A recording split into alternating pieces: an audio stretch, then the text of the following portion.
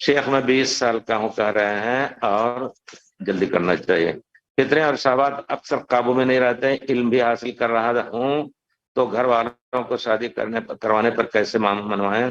اب 20 سال کے ہیں، تھوڑا سا صبر کیجئے۔ پیارے رسول نے فرمایا ہے، اول تو ہم جو تجربے کی زندگی جو گزارے ہیں الحمدللہ، ہم بھی 23 سال پہ ہماری شادی ہوئی، مدینے میں پڑھ رہا تھا تب دیر ہوئی، والد صاحب نے بلایا، اس سال ہمارے استاد کہہ رہے تھے ہمارے ساتھ چلو مغرب اقصی، نہیں گیا۔ تو بہرحال تو وہاں جو ہے آپ مرغن چرغن کھانے زیادہ نہ کھائیے، پیارے رسول کا علاج استعمال کیجئے۔ پیارے رسول نے فرمایا معاشر الشباب، اے نوجوانوں کی جماعت، من استطاع منکم الباءۃ فلیتزوج، ٹھیک ہے خرچ کرنے کا اور گھر میں بسانے کا، گھر میں بسانے کی اگر تمہیں ہمت ہے بیوی لا کر کے تو شادی کر لو۔ من لم یستطع، جس کو طاقت نہ ہو، فل کیا لفظ ہے کہ روزے کو لازم پکڑے، روزہ رکھے۔